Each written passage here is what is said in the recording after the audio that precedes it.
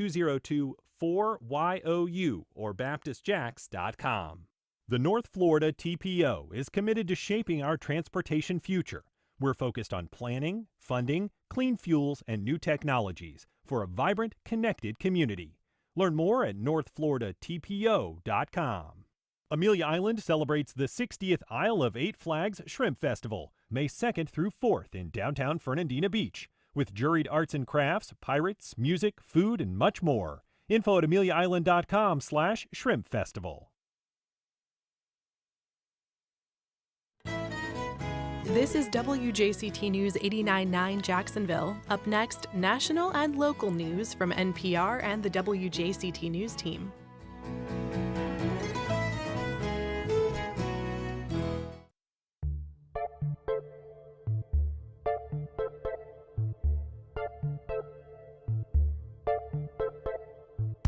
Good morning, I'm Ann Schindler. On today's First Coast Connect, why did Duval County's child abuse rates remain stubbornly high despite statewide progress?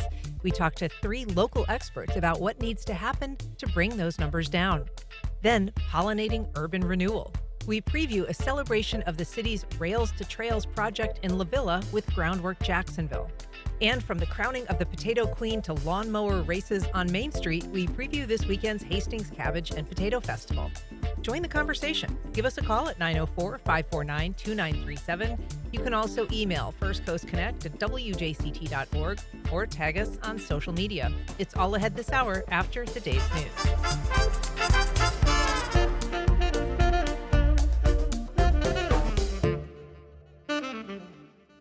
Live from NPR News in Washington, I'm Corva Coleman. The Vatican says the body of Pope Francis will be moved tomorrow to St. Peter's Basilica for several days of public mourning. Roman Catholic cardinals have set the pontiff's funeral for Saturday. Pope Francis is the only pontiff to take the name of St. Francis of Assisi. He is the Roman Catholic patron saint of animals and ecology. NPR's Jeff Brady reports Francis also pushed for action on climate change during his 12-year papacy. Pope Francis's 2015 climate encyclical did not mince words. Quote, "The earth, our home, is beginning to look more and more like an immense pile of filth." The letter called on rich countries to help poorer ones and inspired new religious organizations focused on climate to form. Christiana Zenner is a theology professor at Fordham University. The Catholic Church now has to be seen as an entity that is concerned about care for creation and people's faith lives together. I don't think that can be erased. More than 8,000 families, schools, groups, dioceses, and other organizations have pledged to take actions in response to Francis's climate encyclical. Jeff Brady, NPR News. Harvard University is suing the Trump administration. This is to prevent the loss of more than $2 billion in federal funding. NPR's Janaki Mehta prepared this report. The lawsuit alleges the government is trying to, quote, leverage to gain control of academic decision-making at Harvard. This comes after Harvard refused to comply with a long list of demands from the Trump administration to overhaul its admissions, hiring, and other policies, including diversity, inclusion, and equity programs. The administration fired back by freezing more than $2.2 billion in federal funding and threatening to revoke Harvard's tax-exempt status. In the past week, it has also threatened to eliminate visas for international students at Harvard. Now, the nation's oldest university is taking on the White House in court. Harvard's president, Alan Garber, said the consequences of the Trump administration's attack would be, quote, severe and long-lasting. Janaki Mehta, NPR News. 4 Democratic representatives have gone to El Salvador to check on the status of Kilmar Abrego Garcia. The immigrant was illegally deported from Maryland last month. The U.S. Supreme Court has ordered the Trump administration to facilitate his return. President Trump has failed to do so far, but is claiming Abrego Garcia is a criminal. Florida Congressman Maxwell Frost says Abrego Garcia's lawyers denied that, and he never got to demonstrate his innocence in court. This isn't just about him. This is also about every single person in the United States. The Constitution applies to all people in our country. Due process applies to all people in our country. It's one of the things that sets our country apart. Officials in El Salvador also rejected the 4 lawmakers' request to visit Abrego Garcia yesterday. You're listening to NPR. You're listening to WJCT News 89.9 in Jacksonville. Good morning. I'm Stephen Ponson. It's 9:04. A paraprofessional at Lakeshore Middle School in Jacksonville, arrested last week, is claiming self-defense after she was charged with child abuse without great bodily harm. Tia Smith's job involved supporting students with autism, and according to a police report released this week by Duval Public Schools, Smith was seen punching a student in the face. The report says the alleged victim was in an agitated state when Smith was trying to take him to a portable classroom to calm him down. Smith told News4 Jax that she was defending herself since the student pulled her hair. Smith's arrest was announced last Wednesday, and she was released on Friday on a $25,000 bond. She's scheduled to be in court next month. The Blue Steel Bridge on US 17 at the Florida-Georgia line will be closed today and tomorrow. The Florida Department of Transportation says crews will be doing a routine inspection of the bridge over the St. Mary's River from 9 this morning until 4 in the afternoon, both days. Drivers will need to use I-95 instead. The two-lane bridge was constructed all the way back in 1927. It's going to be dry and warm today here in northeast Florida. We'll have partly sunny skies later on this afternoon. Highs will reach the upper 80s for areas west of I-95, lower 80s along the coast. Winds will be between 10 to 15 miles per hour from the southeast. Lows overnight get into the low to mid-60s inland, upper 60s along the coast. Support for NPR comes from NPR stations. Other contributors include Lilly Endowment, a private foundation supporting NPR's coverage of religion and spirituality, and Jarl and Pamela Mohn, focusing on civil liberties, foster youth, public radio, and the arts.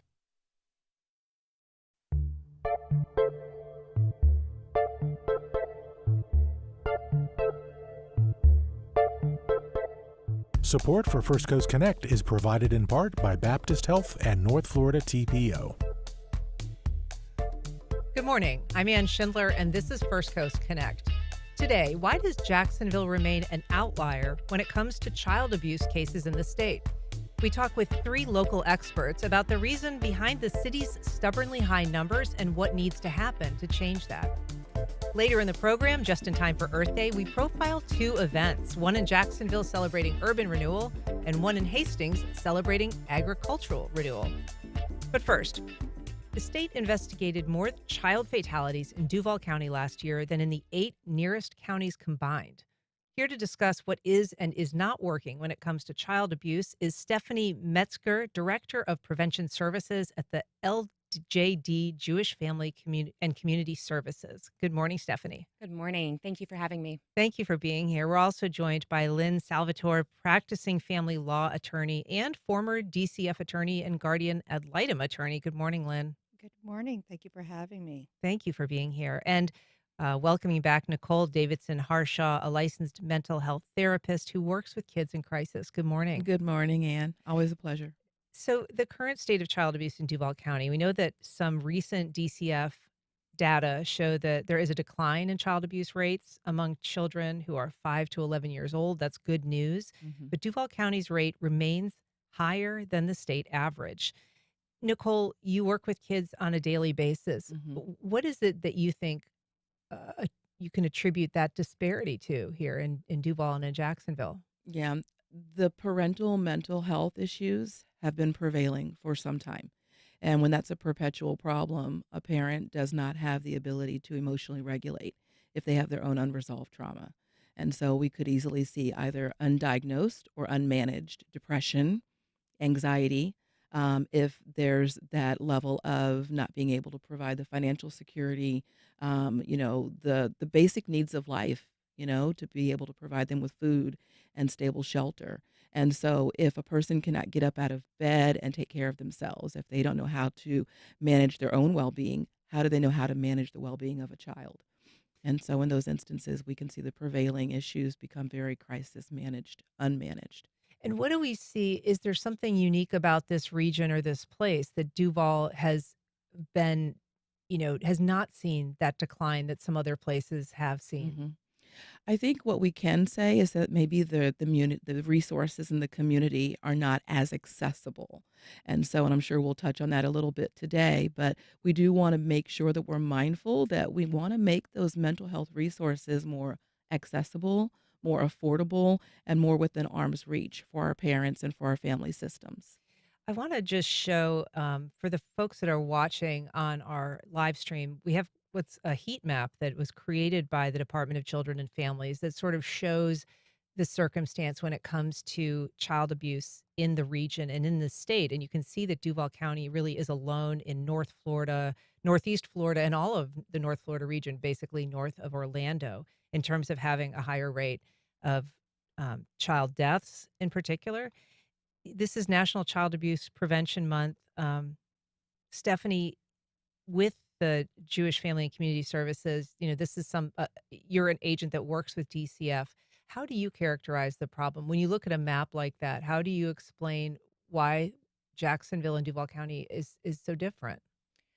I would link it to resource availability. A lot of people don't know what resources are available to them. And so I think that's really a big part of communities stepping up and reaching out to people to let them know what they can get for their families, for themselves, for their children, the different resources that are available. Because I think a lot of people just isolate themselves and don't ask for help. And so that's a big part of the community stepping up and really showing we're here for you, we're here for your family, and we really want to help be your support network. How do most of the cases that you see come to you? So the cases that we get in my programs with JFCS are through DCF, so the abuse hotline. They go out and they investigate abuse or neglect, and then they come over to our programs through that way. But we also have community resources where you don't have to be involved with the child welfare system to get access to those services. So on our website, jfcsjax.org, there's a number of resources that are available to people who are just regular community members, not necessarily involved with DCF. Yeah. And Lynn, we know that you worked with child safety, child abuse cases for a long time. You're now, practicing family law, and I'm guessing still see cases somewhat in that capacity. What is it that you have seen over the years in terms of trends? We know that the pendulum tends to swing back and forth in terms of an emphasis on family reunification or on child separation in terms of trying to ensure child safety. Do you see kind of where it's at right now, and how have you seen that change over time? You're going to hear a lot of the same things that your other expert guests have said. Despite the changes that we have made in the middle 90s, we're still seeing the trend of lack of resources, lack of stability, and a lack of a caring community. Because Jacksonville is a geographic area that is so huge. It is the largest, I believe, in the state. I think it's really difficult for people to find the resources to be stable. And we have a very caring community, but I don't think the folks know that. And so I think we're going to have a lot more work to do. I haven't seen a decrease in the number of children coming into care.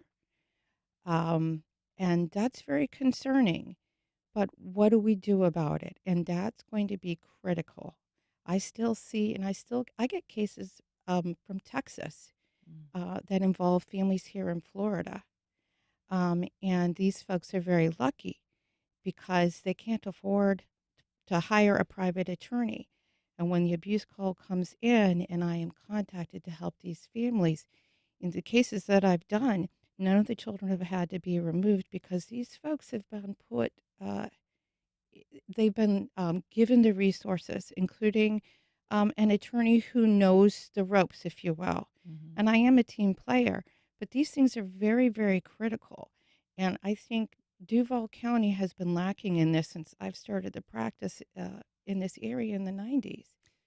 When you talk about changes in the 90s, what are you referencing there?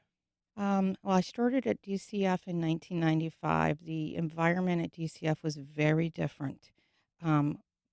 We were not privatized at all, and I'm not making any judgments with respect to whether or not privatization was the way to go or not.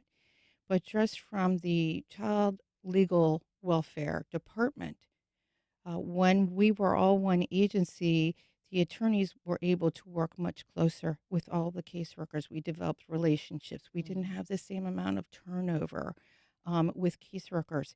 It's a very hard job. Yeah. We had different resources back then as well, some that we no longer have. Throwing money at it is not going to be the only solution. Mhm. And I think what we need is we probably need some type of comprehensive study to show why Duval County is having all of these issues. And we're the worst in the state. If you're just joining us, we're talking about what needs to happen to move the needle on child abuse cases in Duval County. If you'd like to join the conversation, you can give us a call at 904-549-2937, or you can email us at firstcoastconnect@wjct.org. We have a call from Stephanie in Mandarin. Good morning, Stephanie. Go ahead. Good morning. So I fully agree there needs to be some comprehensive research done or within the community to see how it's going statistically. But when doing that research, are you worried about underreporting, especially with students getting moved out of public school and perhaps going to homeschooling? I know we saw that during COVID. There was an underreporting of child neglect. That's an interesting question. I mean, has the change in the school model, the public school model in Florida, impacted reporting as far as you know or can tell? I think when it comes to, Stephanie, thank you for asking that question. I think when it comes to the underreporting, Anne, I think there's an issue with when child abuse occurs, a child may not go to school. We may see, start to see the issues with going to school and attending, classes regularly. I'm a therapist now at the LJDJFCS and working with other counselors at DuPont Counseling. I come into contact with those age brackets. However, I want to take just a gentle aside to say that I was also an educator for 13 years. So I've been in the classroom. I've been a Duval County public school teacher, and I'm not going to say anything negative about that role. That was a very rewarding, journey that I took. The reality is, if a child is not going to class, and we don't see the abuse, when they do come to class, the abuse is silent. The warning signs might be there, but we don't see them, like a child that's being abused and distinctively going through neglect will start doing behaviors that are regressive and not congruent with their age bracket, like thumb sucking, bedwetting. They might be fearful of, behaviors of which they were no longer for a long period of time. So there's that regression, but they're not able to focus or concentrate in class. They might be frequently tardy. They could be absent. But to stick with the question, if that's going on, but it does not lean into truancy, I remember even as an educator, those signs would be very invisible. So the underreporting is there. And when, to your earlier question, when a parent is struggling with their own mental health, there is that part of the abuse, the caveat that's very real: don't tell, don't share. And so if a child is going through abusive issues, they also don't make the connections with caregivers in the same way. They're not bonding with their teachers in the same way, or even peers their own age. So kids learn very much as a part of that cycle of abuse to be silent. And it's the silence that becomes part of their symptomatology as well. Stephanie, we were talking before the segment. You have children. We all, have children. And, parenting is a difficult thing, even in the best circumstances. What are some of the stressors that tend to contribute to an abusive environment as opposed to one that just might be, a difficult parenting environment, but one that doesn't lean into a problematic parenting style? Yeah, I would agree. Parenting is hard, right? Even on the best day, even in the best circumstances, parenting is hard. A lot of the things that we see that contribute to stressful environments currently is the housing crisis that people are going through, not knowing if you're going to be evicted or be able to maintain your home. And food insecurity is a big issue. So not knowing if you're going to be able to provide food for your family. And those financial stressors just increase the chaos in the household and make the littlest problem seem even that more large because of the stress that you're running into. So I definitely think financial resources are going to be a big help in the community, especially at JFCS. We have the eviction diversion program that's available. And if you can meet your basic needs, then you're better prepared to be the better parent and handle, your child's tantrum better because you're Mm-hmm. not stressed out about where you're going to be living. Yeah, Did we where the learn? next meal's coming from. Oh, yeah. Yeah. I was just curious, did we learn anything during COVID? I mean, was there anything about the patterns that we had to live under during the pandemic that either, influenced the kind of reporting that we were seeing when it came to child abuse or the kinds of cases that we were seeing? Um, Well, there was a lot of isolation during COVID. I mean, that we all know, just sitting here at this table. And I believe that the mindset of being impoverished and being alone and not having those resources available was exponentially, promoted. And so even to what Stephanie just said, there's the issue with food insecurity, with housing instability, and if you don't know where your next meal is coming from, you're not sure what your next step could be.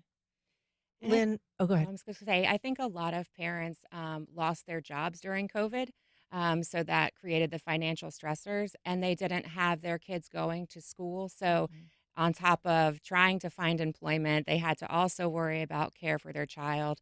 And then you didn't get to see your supports. You didn't get to see your friends, your family, your neighbor, those supports that just kind of help relieve stress when just talking to them. So, I do think COVID had an impact on isolation in the community for sure. Yeah. Lynn, there's nothing I think more heartrending and sort of discouraging than when you see a child who's been put into uh, the DCF world, communicated that there has been a concern or that family has been contacted by DCF because of abuse concerns, and then seeing that child later suffering or perhaps being involved in a child fatality because not enough was done. And I kind of am going to return to that question of the pendulum because, there is always this shifting idea about what is the best way to take care of a kid in an abusive household. Help the household, remove the child. Um, is there anything that you learned in your time working in the system and then out of the system about what is most effective and what is happening in those cases where kids are not helped in time? Well, I think that what is most effective is to link the families up before the abuse occurs to the resources, making sure that they are stable. These are huge stressors, and just our geographic location makes it so difficult to even get to these resources, to learn about them. Mental health is huge, not just for the parents, but for the children. When the children come into care, finding the mental health treatment that they need is incredibly difficult. And statistically, children are abused or neglected in foster homes as well. Ideally, we need to try to resolve as much as possible the abuse, the neglect, so that it doesn't happen in the first place. We're all human. We're never going to be able to get to zero. Right. That's just not going to happen. But that doesn't mean that we shouldn't attempt to do that. The foster care system, the DCF system, it's the last place you want to be. Sometimes, however, that's the safest place for children. But why? Why is that? And I think we need to work together as a community to resolve that problem. And it's going to take a lot of effort.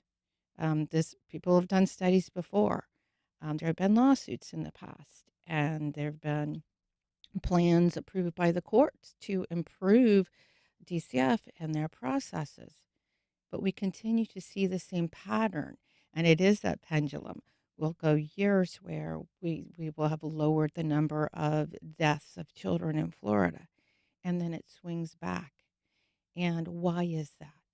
Well, I'm curious in the cases. I mean, we know that in this area, there about a quarter of the cases where there's a child death, DCF has been involved previously with the family, maybe with that child specifically, or perhaps just with the family in the previous couple of years.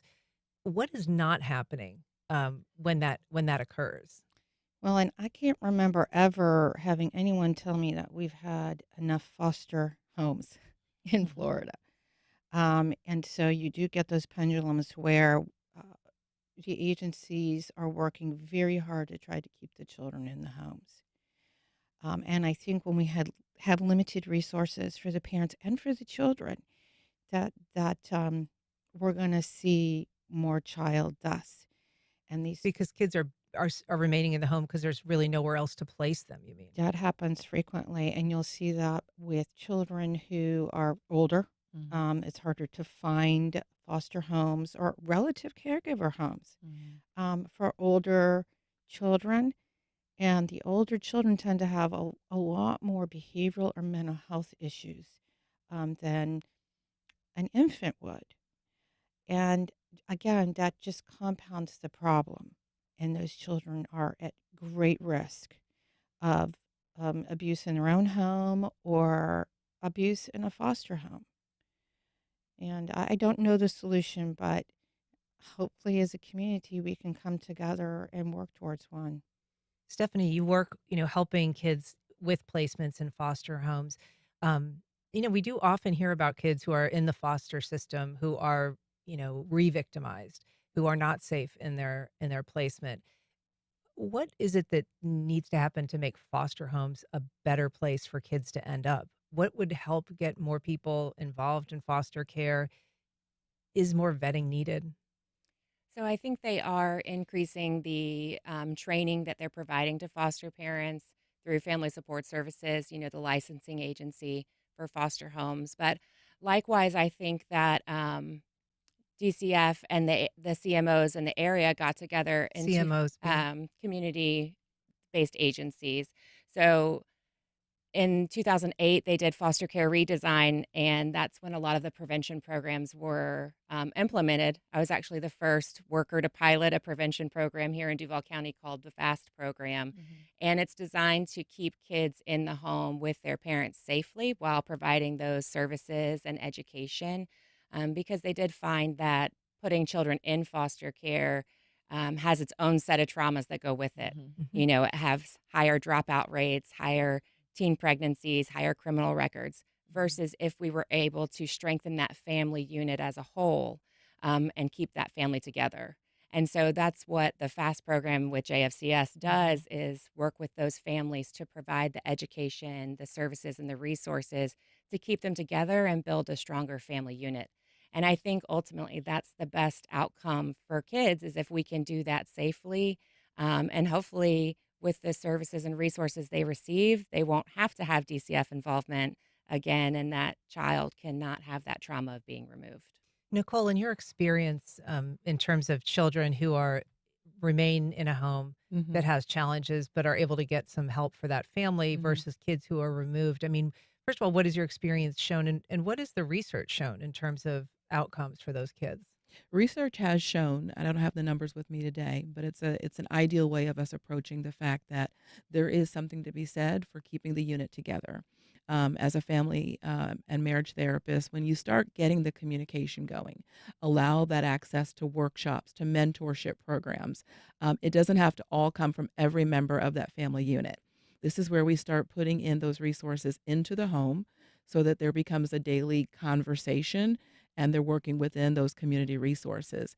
I know it sounds odd to say, but as a mental health counselor, we see that kids, even though in circumstances of their parents being abusive, they don't want the abuse to continue, obviously, because they don't want to be mistreated, but they also don't want to leave their caregivers. They love their parents despite the abuse, despite the neglect. They just want their parent to be a good parent. And so to what we're talking about, keeping that unit together, teaching them how to be more cohesive, teaching them what healthy actually looks like, teaching the parent how to, be employable, manage the day-to-day care, manage hygiene, something as simple as going to a dentist, going to a specialist or primary care physician, taking their child to a pediatrician for those appointments that are so necessary.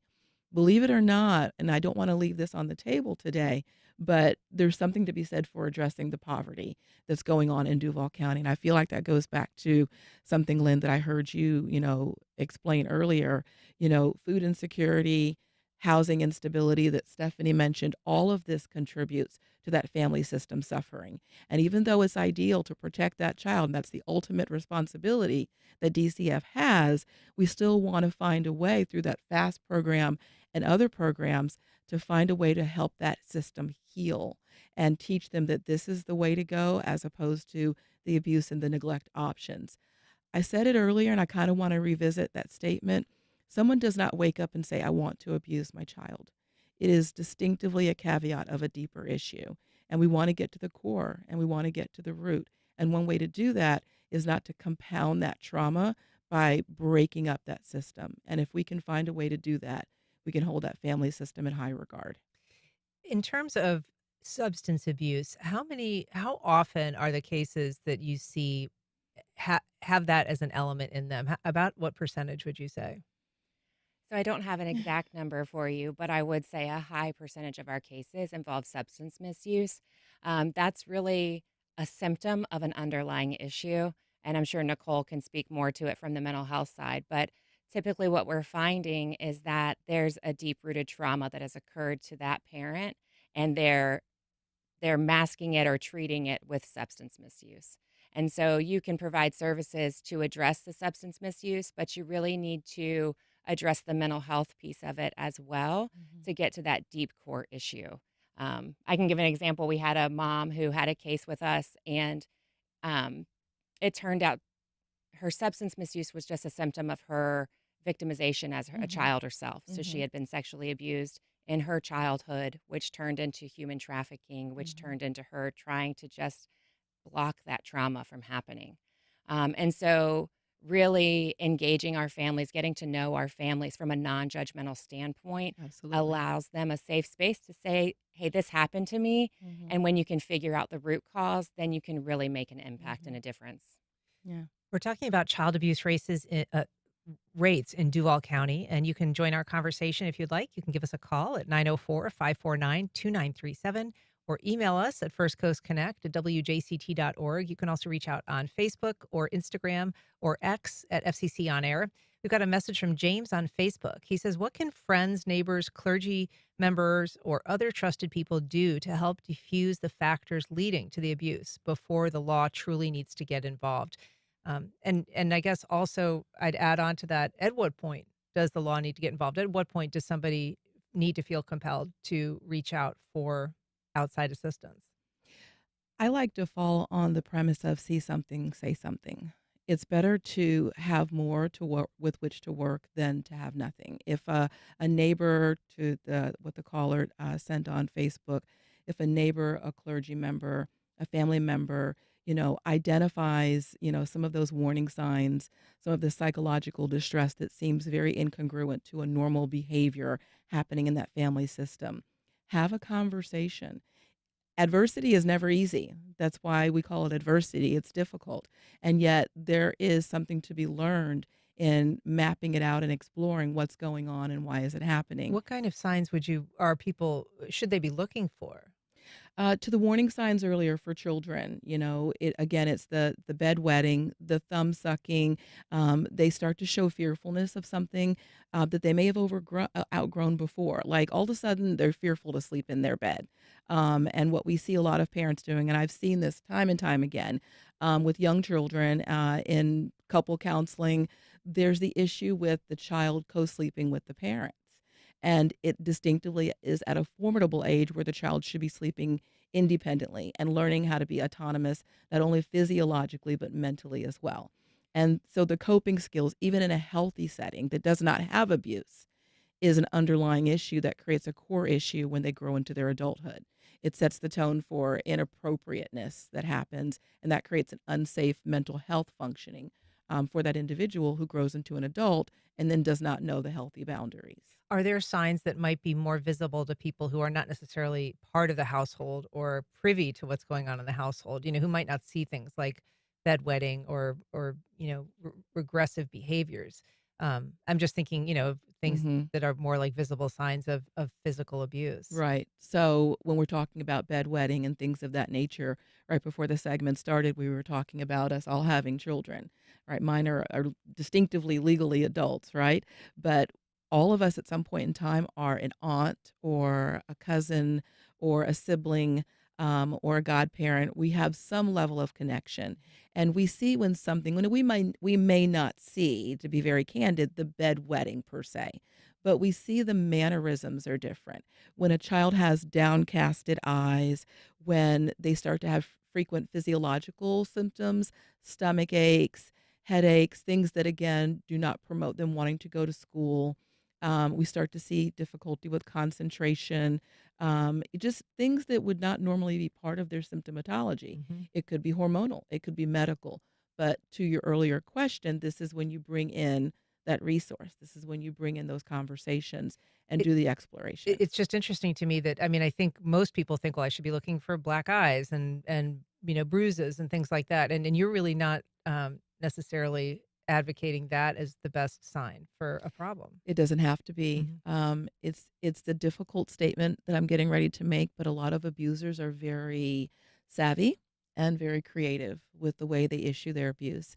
I don't want to take away from the fact that earlier we were saying that it's unintentional oftentimes when a parent abuses or neglects their child. It's not an excuse, but it is an explanation. And so getting those workshops in there, finding another way to reduce the risk factors, allowing what can lead to parents being more confident, learning how to feel more capable, that's where we get to have a conversation. If I may take just the liberty of saying, I've sat in front of so many parents time and time again in a counseling session who weep at what they've done towards their children, who weep with being emotionally separated and with the visitation that they're allowed to have at the LJD JFCS. They still have that, I want my child home, even though they don't know what the next step is to take. And so it gets to be a conversation. How do you feel today? How are you treating yourself?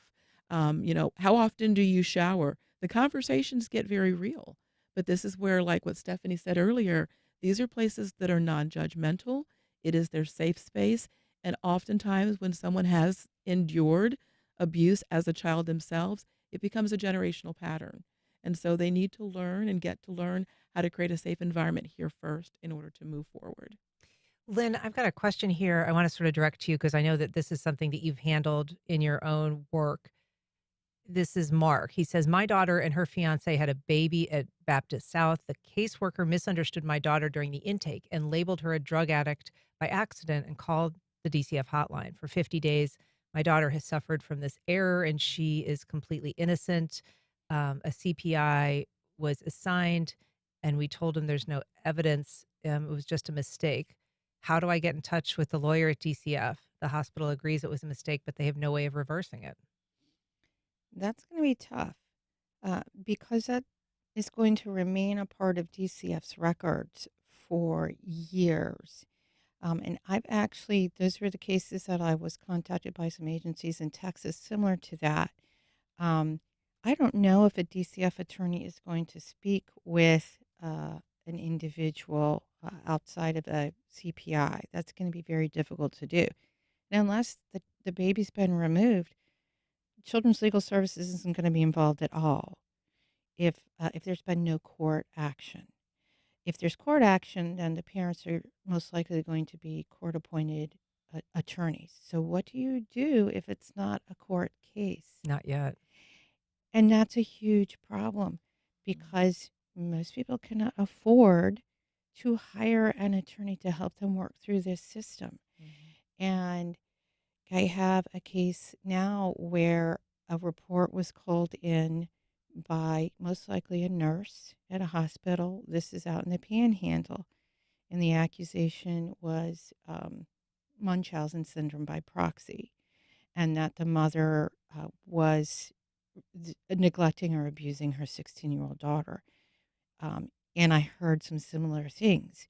The mother had said some things to the nurse, and the nurse had misunderstood her, and these things made their way into the hospital file. You can't get that changed. What a nurse has put down in that file. And it's just incredibly difficult. Don't give up. Talk to the CPI. Being a team player. And that's the child protective investigator. Yes, the child protective investigator.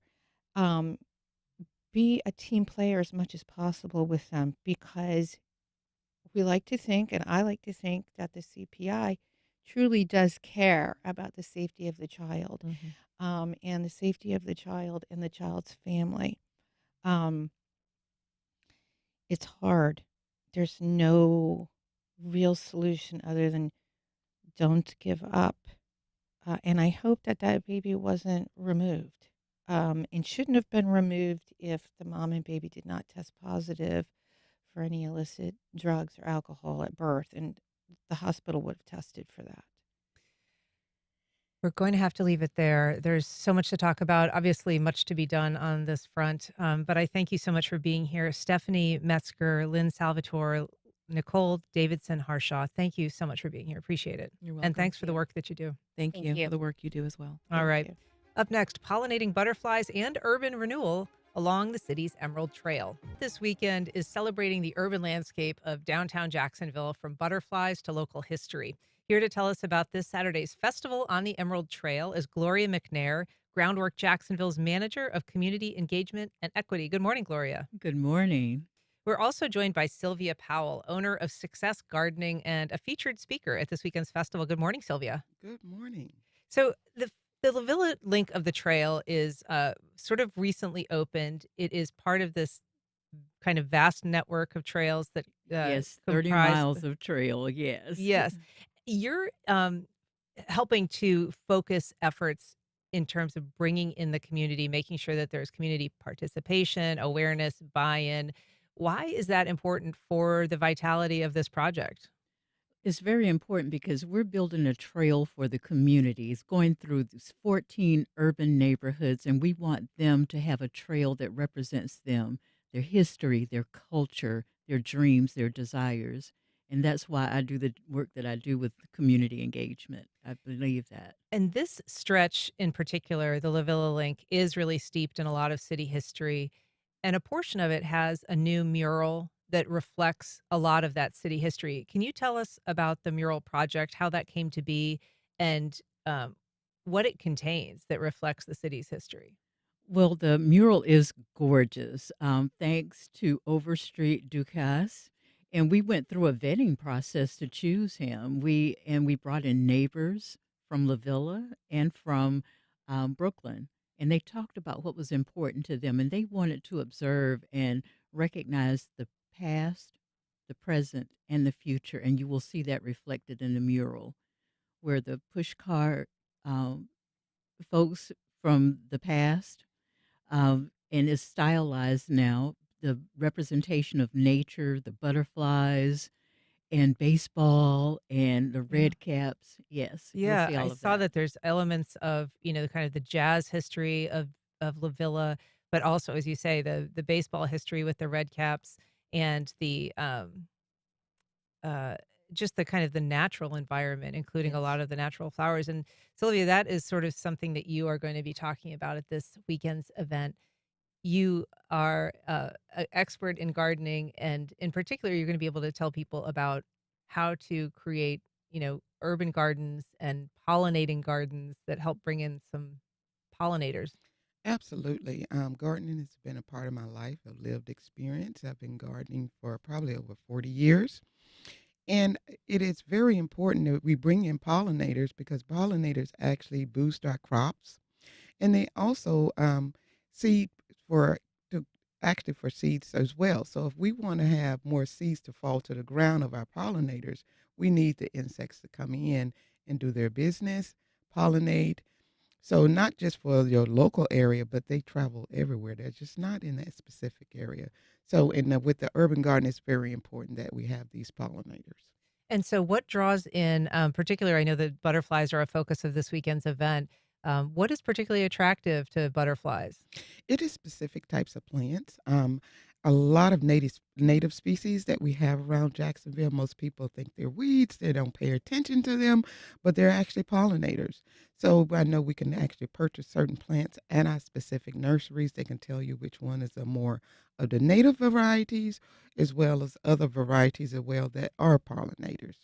And Gloria, this particular event, it has a bunch of elements to it. Part of it is people speaking, like Sylvia, talking about growing things that help draw pollinators and promote wildlife. You are also going to be talking about a project that you're overseeing, though, that tries to involve the community in water quality testing and monitoring. Can you tell us a little bit about that? Well, there are two major features of the Emerald Trail that, they're Hogan's Creek and McCoy's Creek. Kay Haas, our CEO, likes to refer to them as the gems of the trail. So these creeks needed to be restored, and before we could put in trail. And what's very important is the water quality. And so we have a team of residents who were trained as water monitors as a citizen science type project.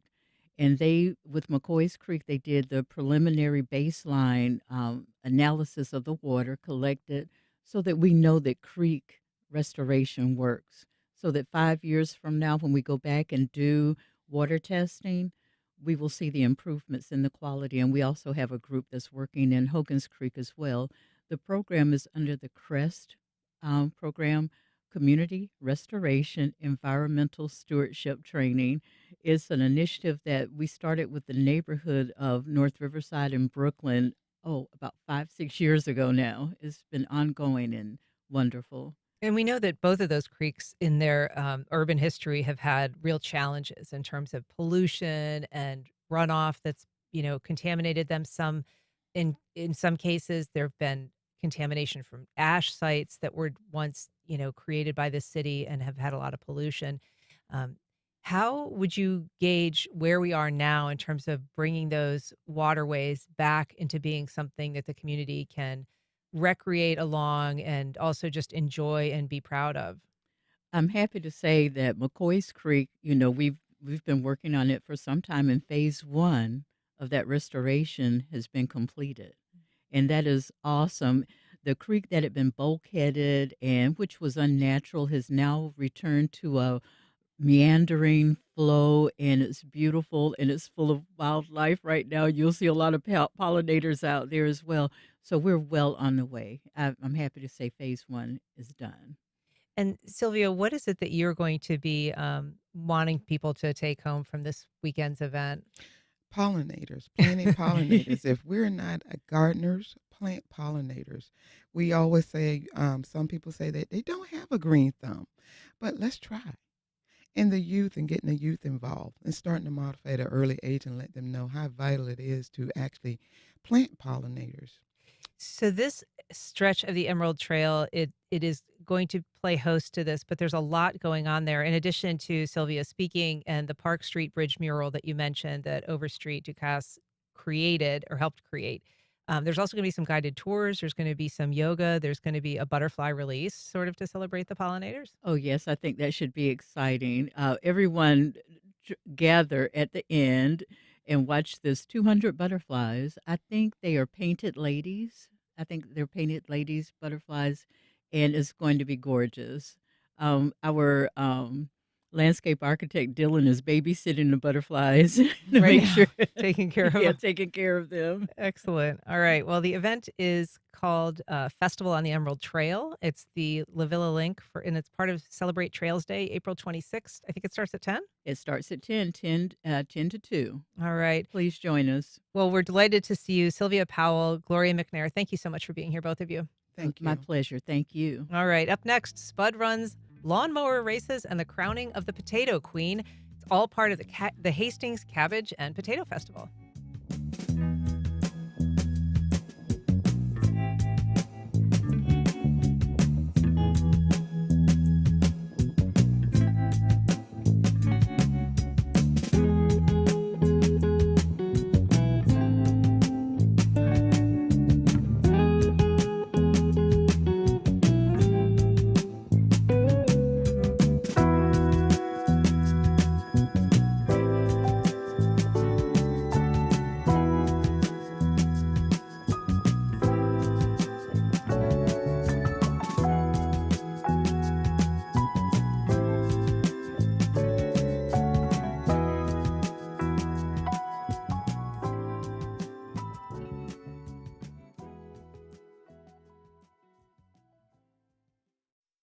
DuPont Counseling Group is a team of therapists, psychiatrists, and counselors available to help with life's mental health challenges. Everyone needs help sometimes. More information can be found at jacksonvillecounseling.org. Tidbits, family owned and operated since 1985, offers dine-in, catering, delivery, and takeout at Bay Meadows, Hendricks, and Mandarin locations. Menu items include fresh sandwiches, salads, and soups, open Monday through Saturday. Online ordering and menu at clarastidbits.com. Government professor Stephen Levitsky has spent years studying how democracies die. On the next Fresh Air, he argues the Trump administration is pushing the U.S. towards a 21st century form of autocracy, where elections, opposition parties, and independent media still exist, but are weakened by the incumbent government's abuses of power. Join us Today at noon on WJCT News 89.9. Many Native American tribes are in limbo as Trump administration cuts threaten schools, health centers, food banks, and more. Just as we get our bearings and we might get a little victory in reinstatement of funding, then there's another big attack and another mobilization that we have to participate in. I'm Deborah Becker. What's at risk for Indigenous communities and how they're responding? That's on the next On Point. Today at 11 on WJCT News 89.9. April 22nd is Earth Day, an annual event first organized in 1970 to demonstrate support for environmental protection. 55 years later, how we heal our planet and why looks very different. An ongoing series from the New York Times called 50 States, 50 Fixes explores these solutions. We hear those stories and yours next time on 1A. Today starting at 10 on WJCT News 89.9.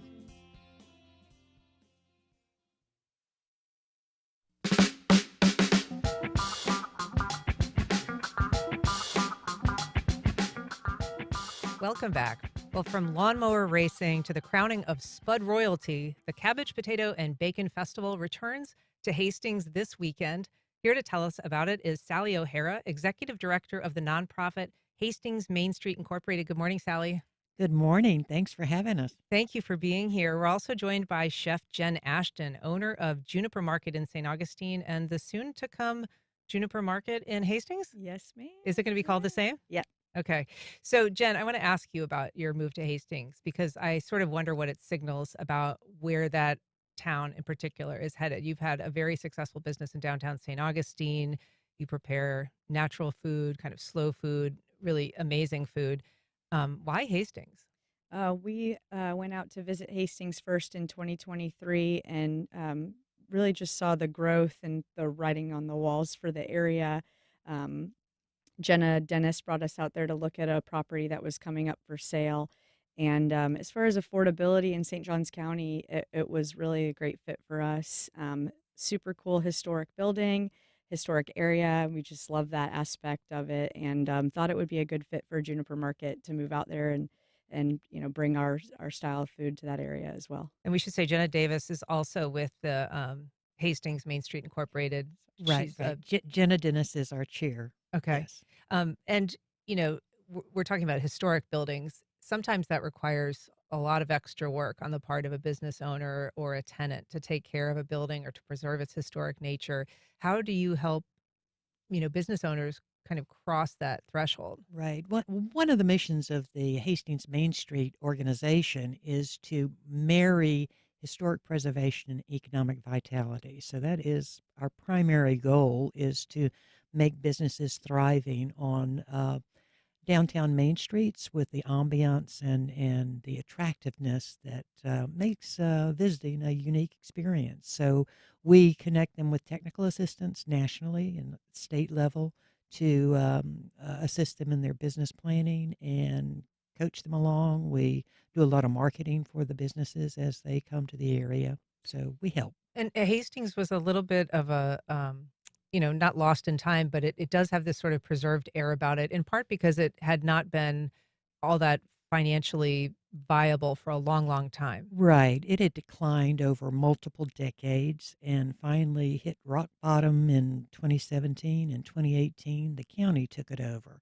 and started. And the town sort of dissolved as the city itself was only the second city in the state of Florida that dissolved. Mm. Yes. and the county assumed operations in 2018. They've infused multiple millions of dollars in infrastructure, water plant, and street, and they're working on street repavings. So they've invested a lot of dollars, and concurrently, our organization started a couple of years ago, and we began rallying the community and found that there was a hunger in the community to help get involved and just be active as far as revitalizing the main street. And we're talking specifically today about the Cabbage, Potato, and Bacon Festival. I remember it back before it had bacon, but it's kind of come and gone over the years. Is this something, Jen, that Juniper Market is a part of? And why is a festival like this helpful to kind of bring people into Hastings? Well, it's just a nice showcase for the town, getting people out there. And yes, I'll be cooking there's a brunch demonstration on Saturday mid-morning. And so we have some potatoes donated from Blue Sky Farms and cabbage donated from Barnes Farm. And so I'll be making a caramelized cabbage, potato, croissant strata, showcasing some of that local produce. And then we'll have a vegetarian option and then some bacon in one as well. But it just really brings people to the area, lets them see, what the revitalization is that's going on. There's a lot of well-known chefs in the area, some awesome music vendors. So it's just a really nice showcase and a good way to come out and taste some of that local produce. And we noted, there's at the beginning, there's lawnmower races that go right down Main Street. There is a crowning of a Miss Potato Queen. There's a spud run. Correct. We have something for everyone. Yeah, and you're holding up a poster for the folks that are watching online. Right. And so this is an event that actually goes April 26th and 27th, but there's a big fundraising component even the night before. The James Beard Foundation dinner. Yes, indeed. And we're fortunate to have that hosted at the Hyatt, Michael Lugo's place in Volano Beach. Mm-hmm. Mm-hmm. And so that's a big fundraiser, but all together, this, I guess, helps finance the work of the Main Street organization. Right. We are in the process, as you visit this weekend, the new library you'll see under construction. We've just going to open a new pocket park around the corner on Cochran Avenue. We've got new businesses opened on Main Street, in addition to Jen's business coming. So we've got a lot to offer the visitor. Well, I know it's going to be a ton of fun. I've been before, and I can highly recommend it. So thank you so much for being here. Sally and Jen, really appreciate it. Thanks for having us. All right. And thank you for listening. That's our program. You can catch our rebroadcast if you missed anything at 8 o'clock tonight. You can also find our entire archive on the WJCT website or on your favorite podcast platform. Join us tomorrow when we talk to local high school students impacted by the proposed cuts to advanced placement and dual enrollment programs. I'm Ann Schindler. You've been listening to First Coast Connect on WJCT News 89.9.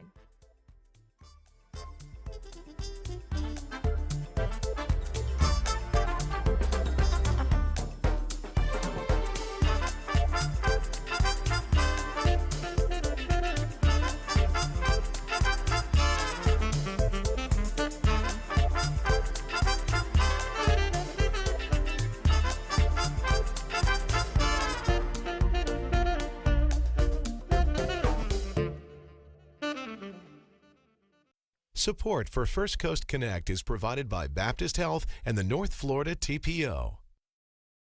The North Florida TPO is dedicated to transportation planning, funding, clean fuels, and new technologies for a vibrant, resilient, and connected region. More information available at northfloridatpo.com. Life South Community Blood Centers, providing blood and patient services to the local hospitals, serving patients in this community. Donating blood with Life South helps save lives. More at lifesouth.org to find a blood drive near you. Baptist Health is a proud supporter of First Coast Connect. Baptist Health, committed to building a healthier community for all of us. More info at 202-4YOU or baptistjacks.com. This is WJCT News 89.9 Jacksonville. Up next, national and local news from NPR